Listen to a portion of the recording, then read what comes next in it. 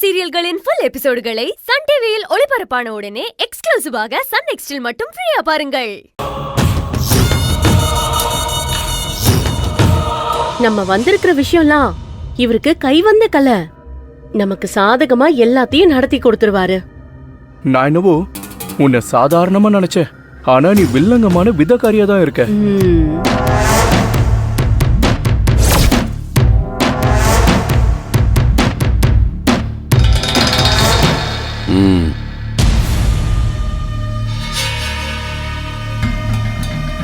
ஏழு வருஷம் நடந்த போராட்டத்துக்கு 7 நாள்ல முடிவு கிடைச்சிருச்சு.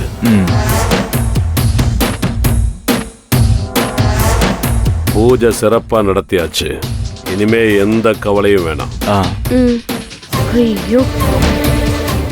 பெத்தவங்களை விட காதலிச்சவன் தான் முக்கியம்னு நினைச்சு உங்களை காயப்படுத்தின உங்களோட மக உங்க பேச்ச கேட்கிற காலம் வந்துருச்சு. உங்க சொல்ல வேத வாக்கா நினைக்கிற காலம் வந்துருச்சு. இனிமே ஒரு பிரச்சனையும் இல்ல. விரும்பினவனை மறந்துட்டு நீங்க சொல்ற மாப்பிள்ளைக்கு உங்க மக கழுத்தை நீட்டுவா. சரிங்க. இந்த விபூதிய 1 வார காலம் தூங்குறப்போ உங்களோட மக நெத்தியில பூசுங்க. இந்த மந்திரிச்ச பொடிய 7 நாள் பால்ல கலந்து கொடுங்க. எல்லாமே உங்களுக்கு சாதகமா இருக்கும். சரிங்கய்யா, நீங்க சொன்ன மாதிரியே செய்யறோம். பாருங்களேன். கிளம்பலாமாங்க? போலாமா? அப்போ நாங்க உத்தரவு வாங்கிக்கிறோம் ஐயா. வாங்க வாங்க வாங்க. சொல்லுங்க. போய் அடுத்த ஆள வர. சரிங்க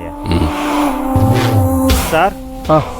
உங்களை ஐயா கூப்பிடுறாரு, நீங்க உள்ள வாங்க. சரி சரி. சரிங்க, வா போலாம். வாங்க.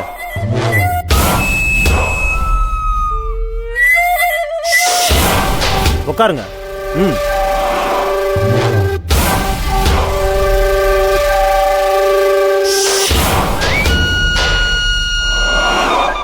வணக்கம்.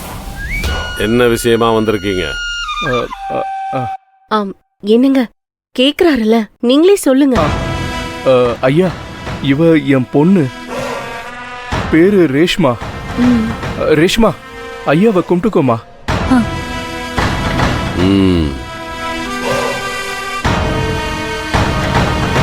மேல சொல்லு.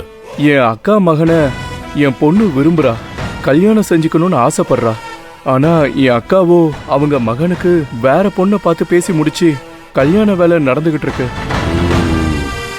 இந்த கல்யாணம் எந்த காரணத்தை கொண்டும் நடக்க கூடாது. என் மக கழுத்துல தான் என் அக்கா பையன் தாலி கட்டணும். என் பொண்ணை சுத்தி சுத்தி என் மருமகன் வரணும். அதுக்கு ஏதாவது வசியம் செய்ய முடியுமா? தாராளமா பண்ணலாம். இப்ப கல்யாண ஏற்பாடு பண்ணிருக்கிற அந்த மாப்பிள்ளையும் பொண்ணும் கல்யாணத்துல விருப்பம் இல்லைன்னு சொல்லி ஒருத்தர் அடிச்சுக்கிட்டு கல்யாணமே வேணான்னு சொல்ற அளவுக்கு என்னோட வசியத்து மூலமா பண்ண முடியும். போதுங்க.